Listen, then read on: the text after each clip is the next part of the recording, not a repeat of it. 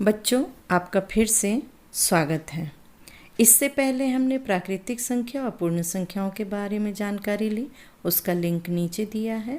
आप चैनल को सब्सक्राइब कर लें, जिससे सारी जानकारी आपको सबसे पहले मिल सके। बच्चों, आज हम लोग पूर्णांक के बारे में सीखेंगे। इससे पहले हमने प्राकृतिक संख्या सीखी, जैसे 1, 2, 3, 4 से लेके अनंत तक होती है, लाखों करोड़ों तक। ठीक है, वो प्राकृतिक संख्या है। बाद में पूर्ण संख्याएं बनी। इस पूर्ण संख्या में जब हमने जीरो जोड़ा, पूर्णांक क्या है या इसकी जरूरत क्यों पड़ी, आज हम लोग इसी को सीखेंगे। मान लीजिए कि ये आपकी जमीन है। आप घर बनाते हैं तो जमीन के ऊपर बनाते हैं, 2 मंजिला बनाते हैं तो उसके ऊपर बनाते हैं, फिर तीसरी मंजिल भी उसके ऊपर बनाते हैं। लेकिन बच्चों, हम इसे पहली मंजिल नहीं कहते हैं, इसको ग्राउंड फ्लोर या 0 मंजिल कहते हैं, क्योंकि ये मंजिल थोड़ी होता है, ये तो घर ही बना हुआ है। जब उसके ऊपर हम कोई और घर बनाते हैं तो उसे हम मंजिल कहते हैं, उसको पहली फ्लोर, फर्स्ट फ्लोर या पहली मंजिल कहते हैं। और ये दूसरी हो गई। आप हॉस्पिटल वगैरह में भी जाते होंगे तो वहाँ की बिल्डिंग में ऐसे ही डायरेक्शन लिखा रहता है, ग्राउंड फ्लोर ये है, फर्स्ट फ्लोर ये है, सेकंड फ्लोर ये है, ऐसे करके। ठीक है। अब मान लीजिए कि किसी ने इस घर को बनाने से पहले जमीन के अंदर भी एक घर बनाया है, यानी इस 0 लेवल से नीचे भी एक घर बनाया है। अब इसको हम कौन सा फ्लोर कहेंगे? 0 तो हम जानते हैं सबसे छोटी संख्या हो गई, जब कुछ नहीं है तब हम 0 कह रहे हैं। ठीक है ना। लेकिन कुछ नहीं से भी तो नीचे कोई संख्या हो रही है, अब हम इसको क्या कहेंगे? तो हमारे पास केवल नंबर यही हैं, 1, 2, 3, 4 और अनंत तक हैं। उन्हीं नंबरों में से हमें कोई नंबर देना है। लेकिन पहचान क्या करना है कि जो 0 से आगे बढ़ रहा है, आगे बढ़ने को हम पॉजिटिव कहते हैं, यानी कि प्लस कहते हैं, धन हो रहा है यानी जुड़ रहा है, तो उसे हम प्लस कहते हैं। लेकिन 0 से कोई चीज नीचे है तो वो घट रहा है, तो अब हम इसको प्लस में ना करके माइनस में दिखा देते हैं। तो ये फ्लोर हमारा क्या हो गया? -1। ठीक है ना। अब इसी तरीके से आप समझ गए, 0 से जब नीचे आते हैं तो ये क्या होता है कि हम माइनस में नंबर लेना शुरू कर देते हैं। अब आइए, आपका ये जमीन ही है, सीढ़ियां भी बनी भाई ऊपर चढ़ने के लिए। तो ये सीढ़ी आप जब चढ़ रहे हैं तो गिनती करते हुए चढ़ रहे हैं, 1, 2, 3, 4, 5, 6, 7 ऐसे करके। लेकिन आप नीचे वाले घर में, यानी जो जमीन के अंदर आपने बना लिया है, उसमें तहखाना है या कुछ भी है, उसमें जब आप सीढ़ी से उतरते हैं तो क्या होता है? वो तो 0 से नीचे आप जा रहे हैं, तो -1, -2, -3, -4 ऐसे आप सीढ़ी नीचे उतर रहे हैं। यानी 0 से जब नीचे उतरते तो माइनस में नंबर होता है। ठीक, मैंने उसी सीढ़ियों को इस तरीके से करके आपको बताया है। ऊपर सीढ़ी चढ़ रहे हैं तो 1, 2, 3, 4, 0 से उतर रहे हैं तो -1, -2, -3, -4, और भूतल है यानी कि 0 वाली जगह है। ठीक है। को हम संख्या रेखा पर देखते हैं। जब एक लाइन खींच देते हैं और बराबर की दूरी पर, यानी इस कोने से इधर और इस कोने से इधर बीचों बीच 0 लिख देते हैं, उसके दाईं तरफ जो भी नंबर लिखते हैं, 1, 2, 3, 4 गिनती करते हैं, और बाईं तरफ यानी कि उलट के पीछे तो फिर -1, -2, -3, -4 लिखते हैं। 0 से इसकी भी दूरी उतना ही होती है, 0 से इस -1 की भी दूरी उतना ही होती है। ठीक है। तो अब 0 से बड़ी 1, 1 से बड़ी 2, 2 से बड़ी 3, 3 से बड़ी 4, यानी कि हम दाएं तरफ बढ़ते जा रहे हैं। 1 से दाईं तरफ हम 2 में बढ़े तो 2 की बाईं 1 हुई, यानी 1 छोटी हो गई। 2 से दाईं 3 में चले, 3 से बाईं 2 हो गई, ये छोटी हो गई। अब इधर आइए आप, 0 से तो आप बाईं ही चल रहे हैं ना, तो इसका मतलब कि ये छोटी होगी। लेकिन अब इन संख्याओं में देखें तो इससे बाईं आए तो -2 छोटी है, -1 बड़ी हो गई। -2 के बाएं -3 पर आए तो -3 छोटी है।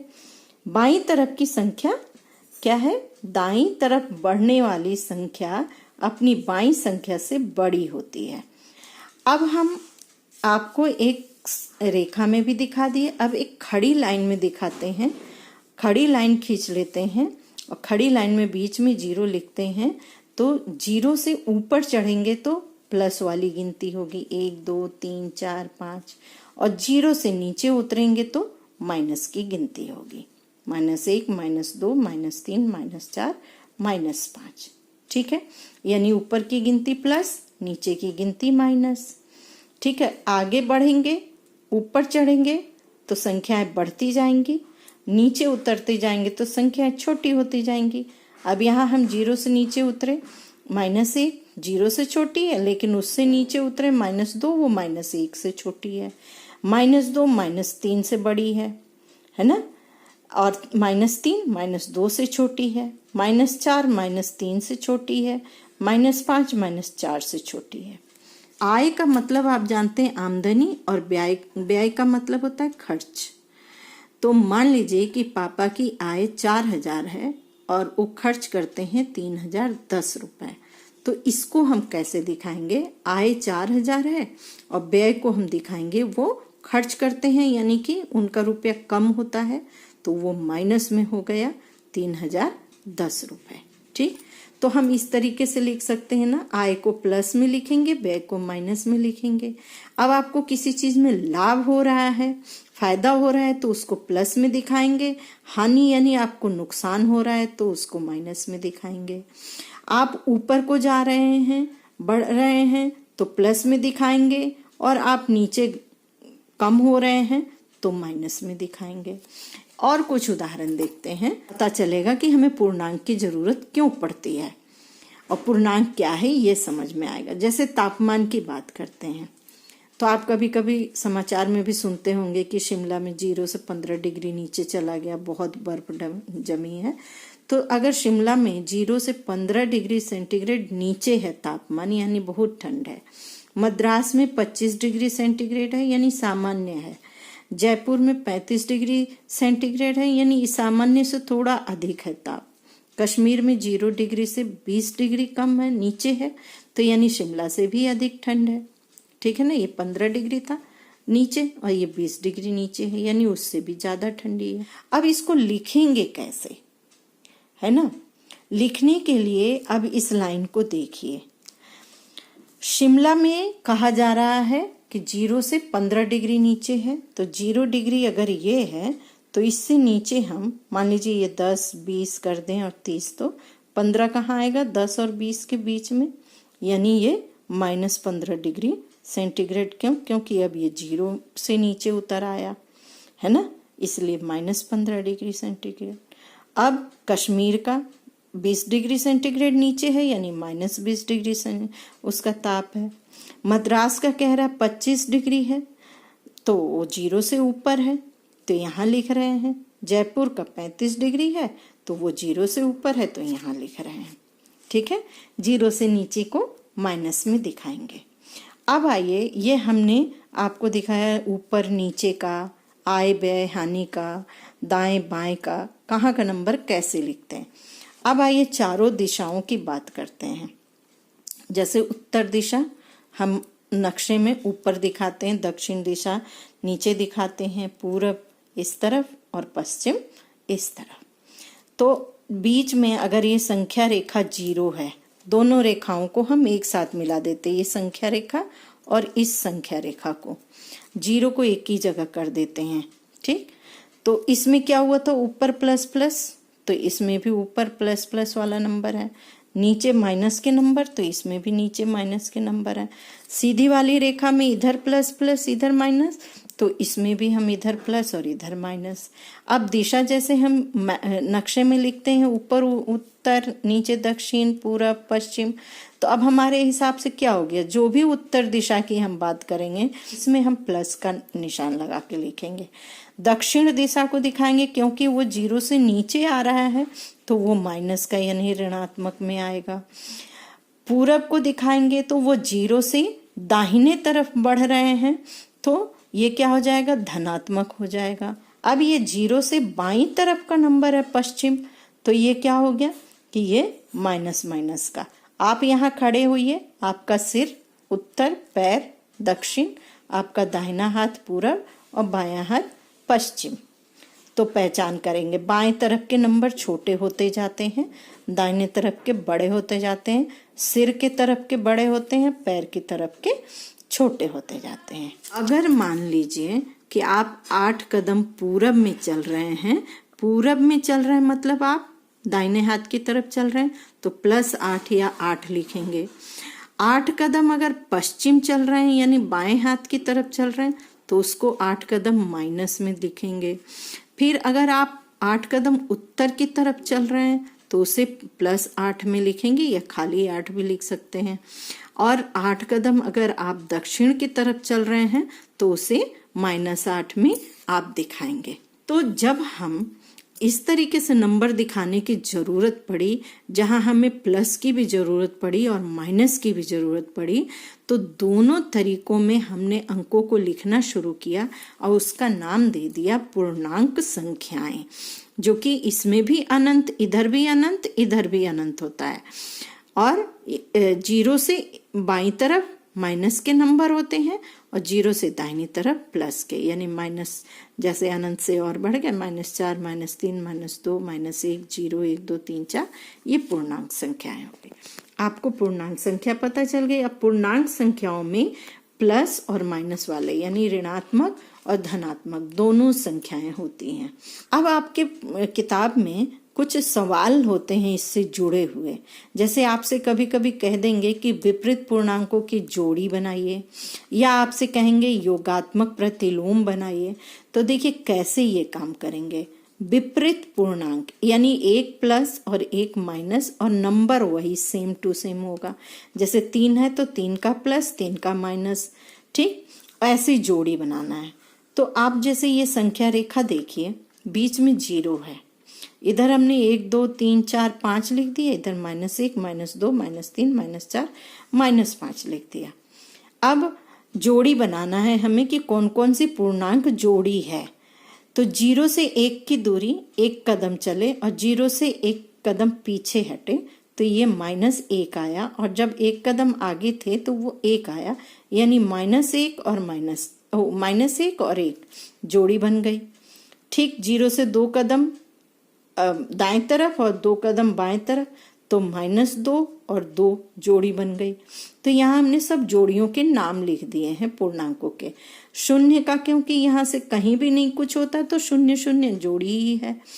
+1 -1 +2 -2 +3 -3 +4 -4, ये सब जोड़ियां बन गई। अब जब हम जोड़ी बना रहे हैं तो क्या हो रहा है, नंबर सेम है, बस उसके जो निशान है वो प्लस और माइनस हो रहे हैं। जब प्लस और माइनस होते हैं इनको योगात्मक प्रतिलोम यानी कि जोड़ वाले विलोम कहते हैं। ठीक, एक जोड़ में एक घटाव में, ठीक है, इन्हीं जोड़ियों को हम योगात्मक प्रतिलोम कहते हैं।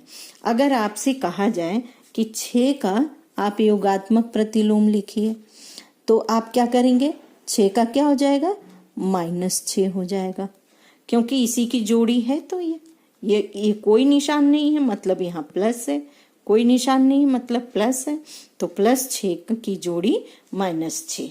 आपसे कहा जा रहा -7 की जोड़ी या प्रतिलोम, वो योगात्मक प्रतिलोम लिखिए, तो आप उसको 7 लिखेंगे। 7 के सामने प्लस भी लगा सकते हैं, नहीं भी लगा सकते हैं। प्लस नहीं भी लगा है तो ये धनात्मक है, लगा है तब भी ये धनात्मक है। एक प्रश्न और आता है आपका, निरपेक्ष मान, इसको क्या कहते हैं। अब जैसे देखिए 0 से हमने 1 2 3 4 करके नंबर आगे बढ़ा दिया और यहाँ उतने कदम हम पीछे चल रहे हैं। मान लीजिए 0 से हम 4 कदम आगे चले और 0 से 4 कदम ही पीछे चले, तो दूरी कितनी है, 0 से आगे वाले 4 कदम की दूरी कितनी है, 4 कदम, और पीछे चल रहे हैं तब भी दूरी उसकी 4 कदम है। यानी कि अगर हम +4 का निरपेक्ष मान के लिए दोनों तरफ लाइन खींची जाती है तो 4 कदम हुआ यानी 4, और जब हम पीछे चल के चले -4 की तरफ, तब भी हम 4 कदम दूरी पर थे, यानी -4 का निरपेक्ष मान भी 4 और +4 का निरपेक्ष मान भी 4। ऐसे ही +3 का 3, -3 का भी 3, 0 का 0। अब आपके प्रश्न में, किताब में प्रश्न दिए हुए हैं, मैं इसको काम में दूंगी आपको। जैसे ये देखिए, ये 19 है, 23 है, 25 है, 29 है।